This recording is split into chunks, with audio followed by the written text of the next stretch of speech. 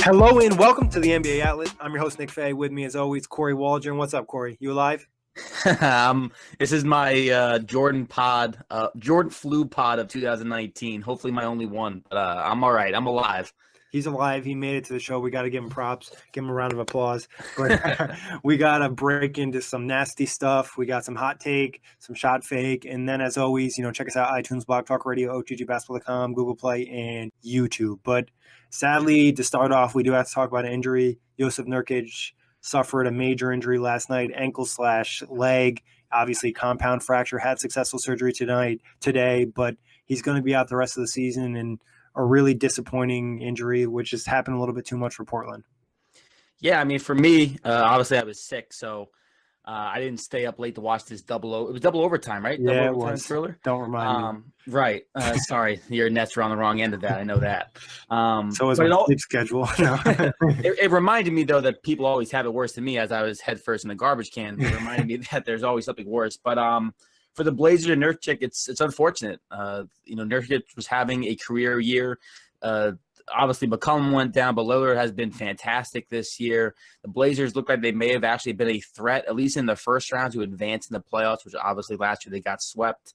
So it just really put a damper on a season. Of course, not that you ever like to see a player get hurt or anything like that, but it coming with 9 games left in the season or 10 games left, it just stings a little bit more, knowing that you had all of this success to this point, all of these hopes, playoffs right on the horizon, and then basically your season on the outside looking in looks to be cut short. Yeah, I mean, obviously, first off, it sucks for Nurkic. We wish him the best. Hope he has a full recovery. And like you said, it comes even worse on him for a personal level because he was having a career year. 15, 10, and 3, 50%, over 50% from the field. Arguably the second most impactful player. Obviously, CJ McCollum is probably a better player, but Nurkic brings something different. Great in the pick and roll with Dame. He improved defensively. Just really sucks for him to go down having such a great season and dealing with a major injury like that. We saw what it did to Gordon Hayward. Karis LeVert's wasn't quite as severe, and it's still taking him a long time to get back to form. But for Portland, like you said, Kory, they were starting to get some momentum. Obviously, C.J. McCollum was out, but there was more confidence this year with some of the additions they made in a Rodney Hood, a Seth Curry, and his Cantor that maybe they could get into the second round. And now that just looks really unlikely. Yeah, I know that already with this injury occurring that I don't think they make it out of the first round. Also, CJ McCollum is coming back from an injury, so how does he look necessarily in that first round? So it's disappointing for the Blazer fan base.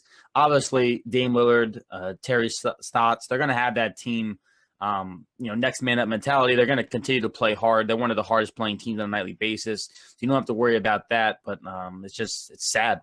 Yeah, it really is, and obviously Dame Lillard, it's tough for him. He's going to obviously come to play in the first-round series, but he's going to get a lot of attention sent his way.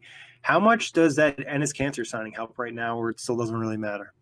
I mean, I think it helps to a degree because Enes Kanter is still, compared to other guys they have on the roster, like Zach Collins and Myers Leonard, he's still a very good rebounding center, a very good offensive center. As we know, Enes Kanter just doesn't play defense or can't play defense, whatever it is. He's just not a good defender. So that's where they're going to lose a lot. Obviously, Portland is kind of based around their defense and then the heavy guard play of Lillard and McCollum. So they're going to lose a little bit on the defensive end of the ball. But offensively and rebounding-wise, they should be decently okay with Kanter. But again, it's going to be the defense where they see major issues. Yeah. Would you be surprised if Zach Collins ended up playing more than Enes Kanter? No, I wouldn't. I think it's also not that you ever like seeing guys get opportunities from stuff like this, but this is a great opportunity for Myers Leonard, who is a young guy who has shown some promise over the course of the last couple of years to really maybe earn a bigger role in the future. So I definitely think Leonard gets more looks, especially with the season, 10 games left in the playoffs ahead. No, I was talking actually Zach Collins, not Myers Leonard. Oh, my fault. Yeah, well, Zach Collins, same thing. Yeah. That's who I meant. Myers Leonard, I think, isn't even in the rotation anymore. Yeah, he's weird. He'll play in the rotation for like a couple games, then he'll be out of the rotation. But I wouldn't be surprised if he ended up playing because he's been there so long too. But Zach Collins, there was a lot of hype about him early in the year about his defensive skill set, his shot blocking ability, the athleticism he brings. Obviously, he can stretch the floor a little bit. Enes Kanter did knock down 2 threes, which had me stunned last night. But It's a really tough road for them, and it just seems like it's going to be tough for them to get into the second round, even if all of these guys play well. Yeah, it's like we mentioned, it's never good having an injury like this happen, especially at this point in the season where you're kind of already looking ahead to the playoffs. You're already getting ready for that first round matchup. Do you think this will have a long-term impact on Portland's future, like another bad postseason run? Obviously, it's due to injury, but people only care about the results. I mean, I think you may see more changes just because this kind of injury, if they were to get, they're a 4 seed now, so they'd be matched up with Utah Jazz in the first round, even though I think the Clippers and Jazz have a tie. They're both 44 and 30. But yeah, I mean, anytime you're bouncing the first round after getting bounced in the previous year in the first round, I think it's going to just mean they look to reshape the roster just in case an injury like this happens. They can maybe sustain it more. Because this is a team where if you lose Lillard, McCollum, or as we know, Nurkic, you're in trouble because these are your big three guys, and you just don't get that kind of production from other guys on the roster. There's no one really on this roster who you can say, yeah, he can step up. Yeah, no, it's a great point. Obviously, they might need to restructure the roster, get some real peace in there. Maybe it's moving CJ McCollum. Obviously, you're not going to move Nurkic after an injury like that. And you mentioned their playoff positioning at the 4 seed right now, but only 3.5 back of the 8 seed, or 3.5 up on the 8 seed. So wouldn't be surprised if they drop to 7 and 8 before the playoffs start. I wouldn't be surprised either. The one bad thing about the conference they play in is the fact that every night you're going to have somebody bringing it. Yeah, and it's, they worked hard all season to have a great record. And, myself included, like, we didn't expect them to be as successful this year after a bad postseason run, but they bounced back and they set themselves up for a winnable first-round series. If you fall to the 8 seed and you have to match up with Golden State in the first round, it's just like it's just right. terrible. Yeah, it's a disaster waiting to happen. So, but like we just mentioned, we wish Nurkic the best. Maybe Portland can surprise like they did this year. But Kory, I'm gonna pass it over to you for some hot take shot fake. All right, so we have another fine edition of Hot Take Shot Fake. We have a couple guys from OTG who threw in some hot takes, and then we have some simply from the from the Twitter sphere of hot takes. So first up, we have our guy Jack Manuel. His hot take or shot fake is very close to your heart. D'Angelo Russell will be an elite point guard within the next 3 seasons. Oh, thanks, Jack. I know you do this at me personally. Now, what Jack's saying with elite point guard, is that essentially in your eyes think like top 5? Yeah, I'm guessing we're putting him up with the names like Kyrie, like Steph Curry, Damian Lillard. I think he's talking about his name being alongside of those type of guys. You know what? I'll support my guy Jack right here with a hot take. I think D'Angelo, obviously, he's only 23 years old, is ascending, just had over 20 points for 5 straight games, first net to do that since Darren Williams. I think he's had 3 30 straight point games. So he's really ascending, and I think the stuff that he needs to clean up, he can easily fix. I think adding more muscle to him will get him to the line a little bit more. His passing ability has opened up layups for him, and I think defensively he just needs to put in a little bit more effort and a little bit more muscle. And there's no reason that he won't be able to kind of ascend there just because some of the other guys in the top 5 will probably start to take a decline eventually. And Jack gave me a pretty good window of 3 years. Right. I think it's a hot take as well. Because also something that I thought about in this is obviously D'Lo's having a tremendous year, all-star caliber. He's been the driving force for this Nets team much of the year, and they don't necessarily have big talent alongside of them yet. Obviously, there's hope that they can get a free agent or two within the next 3 years, hopefully next offseason. So if you bring in a guy like, say, like a Kawhi Leonard or a Kevin Durant, I think that only helps D'Lo become a more solidified player and probably even raise his game to another level, having that kind of offensive option alongside of him. It's a really good point, Kory. Also, just open up things for him where there's been situations, especially when Dinwiddie and LeVert were out, where he's getting a lot of attention from the opposing team, double teams, trapping off screens, and having another elite player out there would really open things up. For sure. The next one is from Kyle Russell, another OTG guy. This one's more based towards me. If the Pacers and Celtics match up in the first round, the Pacers will defeat the Celtics. Sorry, shot fake. I'm going to have to go with shot fake. I would love the Pacers to win, especially with Cam throwing shade at the Pacers a couple episodes ago for you. But I think Boston's just going to end up like turning it on for the playoffs. I feel like they're just kind of fooling everybody right now. Like, yeah, they're not playing great, but I think they can not turn the switch, but get better. Yeah, this is a shot fake for me as well. I love my Pacers. They got a very big, really nice win over the Denver Nuggets a couple nights ago. They got a beatdown. They gave them a beatdown. Yeah, 36-point win coming off, I think, like a 36-point loss to the Warriors. So it just goes to show you that anything can happen to a degree. But again, in the 7-game series, I just don't like going against a team like the Celtics with so much talent, as you mentioned. Brad Stevens, too, he's got a lot of crap as a head coach this year on his inability at times maybe to figure out how to get this team functioning. But I think when you have 7 games to prep for a team, you get to exclusively just focus in on one team. I think that's when Brad Stevens is probably going to look his best as a coach all year. So I'm going shot fake. And I think the defensive potential of a team like Boston would really hurt the Pacers because of Oladipo being out and the lack of guys that can kind of create on their own or just hit tough shots. Yeah, I 100% agree. So next up, this is from Paul Pierce. Great. This is going to be a shot fake. Yeah, friend of the show. I'm calling a shot fake before you even announce the rest of the tweet. Zion Williamson is already a top 50 current basketball player in the world. I honestly hate these takes. Like, I just think it's impossible. Like, it all depends on the situation he's in, if he's going to be a top 50 player next year. Let's say, hypothetically, some, like, a lottery team gets him that's 10 through 14, and they win the lottery, and they draft him, and he's not on a giant role. Or let's say, instead, he goes to the Knicks, and they don't sign any stars, and he's getting the ball in his hands, like, most of the game. You know, he's going to better chance of being an elite player in one of those situations. So if he goes to a really bad team and gets a lot of touches, give me hot take. If he goes to Well, the take is that he already is. I don't think so. Like as much as he's like a grown man in college right now, but he still hasn't done against NBA players. Yeah, no, I agree with you. This is a major shot fake. I know Skip Bayless today said he's a top 30 NBA Skip player Bayless already. Doesn't even deserve to be on the show. Right. Sorry, I apologize. But yeah, so I agree with you. It's shot fake. I don't. And you've mentioned this before, and I know Dylan brought this up. He could struggle a little bit adjusting to the NBA game. Yeah, I mean, I still have a lot of concerns about a guy who's 6'7". Obviously, he's 280. He's got crazy athletic ability, but the jump shot's questionable. And I just think, as you mentioned, depending on where he goes to situational, it's. I don't think it's as easy to say this guy is going to be some kind of stud his first year. Like Luka Doncic could already do everything, which I know we had in the OTT group chat today a big debate between Zion and Luka Doncic a little bit.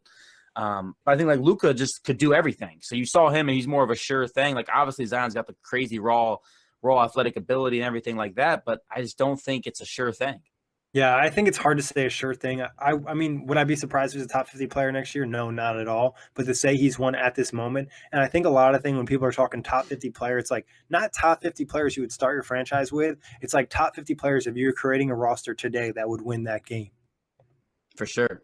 So now next up, should I give out usernames? Because some of these guys. Yeah. Okay. So this is from Jay Hammond. He put it publicly on Twitter. So. All right. So Jay Hammond, New York Yankees for life. Jason Kidd is an underrated coach. He would be an upgrade for several NBA teams. Hot take or shot fake? Shot fake. I don't think he's maybe as terrible as some people make him seem, but he's not a good NBA head coach. I think he would have benefited from getting experience as an assistant head coach. Obviously, he has a great feel for the game, but he still needs to learn some of the smaller details. Yeah, I'm going with shot fake as well. Obviously, you got the Jason Kidd experience up close when he was the coach of the Brooklyn Nets. And between his time in Brooklyn, where obviously they had an aging Kevin Garnett and an aging Paul Pierce, a Darren Williams that couldn't stay on the court. Couldn't score a bucket in the playoffs, had 0 points in a game. So, I mean, he had that kind of talent. He did have the Milwaukee Bucks as a young, up-and-coming team with Middleton, Antetokounmpo, Jabari Parker. Obviously, Jabari Parker suffered a lot of injuries along the way. But I think we've seen him with some decent NBA-level talent, and he really hasn't been able to get anything done in the playoffs. Never had, major regular season success. So I think he kind of is what the back of his playing card says he is. And he's a decent head coach, but I don't think he's underrated because he never really performed at a higher level. Yeah, I think he needs to get more experience. Is that assistant coach? Maybe is that a lesser level job or is that a college job? Who knows? But I think we'll probably see him back in the NBA coaching at some point. Yeah, I think he'll definitely get at least one more chance. Next up, we have from Calvin Chappell. Hot take. It's a good reason Jimmer Fredette couldn't stay in the NBA. He won't survive this 2-year deal in Phoenix. Hot take or shot fake? Probably a hot take here. I mean, no offense to Jimmer. It just feels like everybody always hypes him back for his return and then he ends up doing nothing. I mean, I saw some like highlights from a Jazz versus Suns game, and Raul Neto like blasted by him. So, no confidence in his defense at all. Yeah, I was looking at his stat line last night. I don't know if you saw it against the Jazz. He played 14 minutes, had 6 points, 1 rebound, 1 assist, 1 steal on 1 of 10 shooting in 14 minutes. Excellent. So he definitely gets his shot still, but I'm going with hot take. I don't see him surviving the 2-year deal because I just don't think he's an NBA caliber player. I think he'll probably end up back in China and he'll go back to dominating, but it just shows that, you can be a fantastic, great college level prospect and talent, but it doesn't necessarily translate to the NBA. I just think he's a little bit too slow for the modern game. Yeah.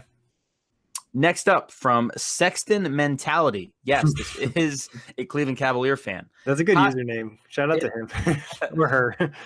Hot take. Dan Gilbert isn't a bad owner. He actually had like a little bit to back up this take, so actually I want to read it because it's actually not a terrible backup. Yeah, he made some mistakes like all of owners. The LeBron James note was a huge disaster, but realistically, the Cleveland Cavaliers have been competitive and they are already in a great position to get back to the playoffs. Nah. Okay. Let's say they're competitive. The years LeBron wasn't there, they were absolutely terrible. And like this year, there's still no guarantee that they're going to ever be good in the future. Colin Sexton has had a good rookie season, but doesn't mean he's going to be an all-star. I don't know if there's any future all-stars on the roster. Obviously, I have Kevin Love, but in terms of the young guys, so they're not in a great position. They probably have at least 2 years of, including this year, of hard tanking, and then maybe we can reevaluate. But Dan Gilbert pissed off the greatest player, of this generation. So that alone makes him a bad owner. The only reason he got LeBron back is because LeBron wanted to play in his hometown. So yeah, I'm definitely calling this shot fake.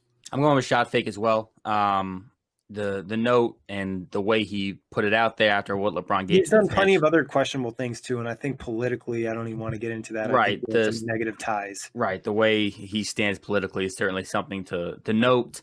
Yeah, so I go hot, and also like the team being successful and kind of being playable. It's not necessarily him. That's more credit to the GM and the scout team for finding the right prospects to bring in. And he gets a major L for letting David Griffin go. Right. No, that's another good point. Yeah, David Griffin had done great things with that Kyrie and LeBron tandem, and he was let go for reasons I'm still unsure of. And he had a really good relationship with Kyrie, David Griffin, and he obviously let him go, and then Kyrie ended up forcing a trade. So right. That Dan Gilbert is not a good owner. I don't know. You can talk yourself into whatever you want. So next up, this is from the OTG Twitter account. I actually don't know who was running the Twitter, but this was 5 days ago. If you tell, it was Sixers Celtics. Okay, and what? It looks like either Brandon Smart or Nick Cualvo by the way that they tag both of the teams in it and the players. Mm-hmm. The hot take is Tobias Harris is worth max money. I'm pretty sure this was Nick because I remember seeing it. We're full out maxing Tobias Harris. I think that's rough because I don't think Tobias Harris is ever like going to be your 1 or 2 best player on your championship team. And the Nets are probably watch the Nets max him out, and then I'm just pissed. So I'm going to go shot fake. I think he'll get the max, but I think it'll be tough to max him and him be your number 1 or number 2 if you're trying to win a championship. Right. I'm going shot fake as well. I love Tobias Harris. I think he's a great 2nd to 4th option on a team, probably the ideal 3rd option on a team. But again, I don't. Max money to me, I think gets thrown around a little bit too often in the NBA. That's a different little grudge I have. But I think it'd be a mistake for a team to max him out to expect him to be the 1st or 2nd. Yeah, and and honestly, most likely he'll get maxed out this year or close to it because of the way free agency is going to happen. Right. So next up, we have Nathan Warrior Fan Kid or the Warrior Fan KD. This is another hot take towards. Is this KD's burner or no? No, I don't think so. So hot take, the Nets won the KG and Paul Pierce trade. They got Pierce, KG, and Terry. They contended, got fans, boosted revenue. They gave up picks, but it was strategical. Without the picks, it allowed a rebuild. Celtics haven't won a ring, so it hasn't worked in their favor. Celtics are trending in a bad direction. Yeah, this ain't it. As much as I would love to say the Nets won the trade, if you ask me if I wish the Nets could reverse the trade, I'd say no, because they wouldn't have Kenny Atkinson or Sean Marks, which I think is crucial for their future success.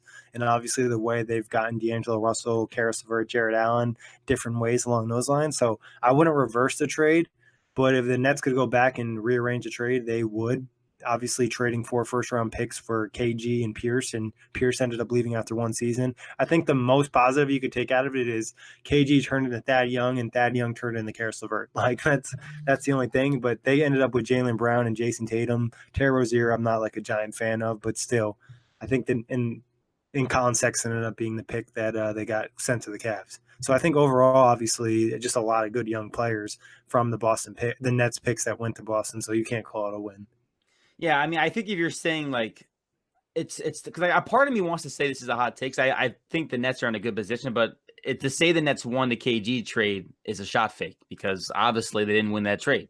Yeah, they won for the franchise having to rebuild because who knows if, like, let's say it was a better trade and they only traded 1 or 2 first-round picks, and then Billy King's still your GM, and now your team is just constantly trash. Right. So I'm going with trash, but just like the worst place in the NBA, which is like being a playoff team that just gets knocked out in the first round every year. Yeah. So I'm with you on shot fake. This will be a deal that I think we constantly bring up, especially when if the Nets start having decent playoff success, and maybe even if they start having more success than the Celtics, maybe this trade we can revisit, but I still think it's a shot fake. I think if you want to make an argument that the Celtics haven't used the assets to the greatest ability if they don't win a chip, then I think you could talk about that, but I don't think there's any way to really turn it into a win for the Nets. You could just turn it into a slight L for the Celtics if they don't end up winning a chip over the next 10 years. Yeah, I'd agree with that. So next up, we have John Carrion. His Twitter handle is Godson. Steph Curry is the best shooter in the NBA, and he is going to go down as a top 10 NBA player of all time. Hot take or shot fake? It's really tough, to be honest. I think, definitely the best shooter thing is 100% hot take. Best shooter of all time. You want to make that hot take, that's fine too. Top 10, I honestly hate getting into historical debates about top 10 players. Have you ever noticed that you never really hear me talk on that? Because I feel like it's so hard to compare generations and, all different types of rules and things along those lines. So I wish I could take a cop-out right here, but I guess I'll go with a hot take because I think Curry's probably going to win. If KD doesn't leave, he'll at least probably win 2 more chips, if not more. Yeah, I'm going with hot take. Obviously, the best shooter part, I think that's already kind of been decided. The fact that no one can put up as many threes in a season as him. I mean, he's got the top, I think he's got 5 of the top 6 3-pointers in a season. And the other one's Klay Thompson. Right. So I think he's already solidified himself as the best shooter, especially just because of the efficiency. Again, I think he's shooting 43 or 44% this year, which is basically unheard of. And before he got hurt early in the year, he was shooting 49%. So I think on that part, it's correct and a hot take. The top 10, I think it really depends on the championships and how long his career goes. Obviously, he's had some ankle injuries in the past. Because really, Curry has only been this dominant force in the league for now 4 or 5 years. 5 years, I think, would be the solid number. So if he can sustain this for another, let's say, 4 years, and he wins, 1 or 2 more titles, then I think he may be in the top 10 discussion. I think he's already top 25, probably, just looking at the statistics and how he's already broken so many records. He's going to be the youngest player ever to have the most 3-pointers made in his entire career. So I'll say hot take. Yeah, and I think one thing, if you want to make an argument for him, is that he literally changed the game. He had a real big impact on the game of basketball with his shooting ability. And, some of that's Golden State, but some of that is Steph Curry himself. Yeah. So next up, we have Jonit. I don't know how to say his last name. Uchiha. Uchiha. All right. Well, hot take. The Houston Rockets could defeat the Golden State Warriors in the playoffs in 2019. Could? That's not even a hot. That's it's a mild take. It's hey. Right. I mean, he said it. He did say hot take, so maybe he just didn't mean it. I mean, it's you're right. Him saying could is him trying to cop out his own hot take. So we'll just say Houston Rockets defeat the Golden State Warriors in the playoffs in 2019. Shot fake. I mean, would I kind of like to see it? Maybe, but do I realistically think it would happen? If you gave me $10K right now and you said pick a team, I would pick 10K. Yeah, you're balling. You're balling. Yeah, I'm going with shot fake. I felt differently on this. I think it's a lot closer. I actually do think the Houston Rockets are better this year than last year, just because I think James Harden's got more confidence, and I just think I don't know. I just like the team mesh up a little bit better for Houston this year, believe it or not. But I don't think they win in a 7-game series. I will never take a team. I'll never take any team against the fact that the Warriors have Cousins, Curry, Durant, Green, and Clay. As long as those 5 guys are healthy, I think in the playoffs they're going to be extremely tough to beat in a 7-game series. Yeah, 100%. Unless they get, Golden State were to go into a funk or somebody would get hurt, I'd feel pretty confident about them winning. Yeah. So last one, this is from Snotty Drippin. He tweeted, "Looks left, looks right, whispers. Damian Lillard would have the Celtics as a 2 seed in the East. Hot take or shot fake?" That is tough. This has been an ongoing debate. Now, obviously, you and Jack have talked about Kyrie versus Dame. Dennis Dow came for us last night. Yeah, Dennis was complaining Dame should have been in there. I honestly don't think Kyrie's been the issue with Boston. Has he missed some games? Yeah, but has he been the reason they're not winning? Maybe you could say Dame's a better locker room guy. That's an argument someone could make. It's really tough. I think I'm going to go with shot fake because I think some of the chemistry is just having so many guys, Gordon Hayward not playing well, Jaylen Brown not playing well, Terry Rozier not playing well for a lot of the season, and then all the injuries and the chemistry and trying to make a team that went to the Eastern Conference Finals mesh back with 2, all-stars, one being a former all-star coming back from an injury and one guy coming back from injury but still looking 100%. So I think in a perfect world, the Celtics still would have got the 2 seed this year, and I don't think Dame would have necessarily changed all the bad luck they had. I'm on the opposite side. I'm going to say hot take. And I think I lean towards Lillard in this because of the leadership qualities. One of the big things I've noticed from Damian Lillard in Portland this year is the fact that he's constantly in guys' ears, talking to them. I know Nurkic numerous times when he gets in from games I watch, Lillard sits him down, just talks to him. And I don't ever really see that from Kyrie. And then when it comes on the court stuff, obviously I still think Kyrie's a better player than Lillard, but I don't think necessarily that I think Lillard's heart and the way that Lillard just plays with a different type of toughness and grit, I think it's easier for guys to rally around him in a sense. Whereas Kyrie has this constant push and kind of push match with trying to be a leader. At times it looks like he's embracing, and at times it looks like he just wants to be left alone the ball. So I think from pretty much the intangibles, I think I would take Lillard, and I think hot take, I think the Celtics would be better if they had a guy like Lillard leading the squad. I think that'd be pretty much the only argument would be the leadership, that he would boost them. But I still think some of it was, not to say Brad Stevens is a bad coach, but obviously he's a really good coach, but trying to get all these personalities to gel is still difficult, even if Dame is there, because Dame might, talk his teammates up, but some guys still are going to be unhappy with their roles. Yeah, I mean the fact that you have a roster, so many good players, you have 9 guys who arguably could all be playing 25 plus minutes a game, and you just obviously can't have that. Exactly. But that was the last one, Yep, Kory? that was the last one.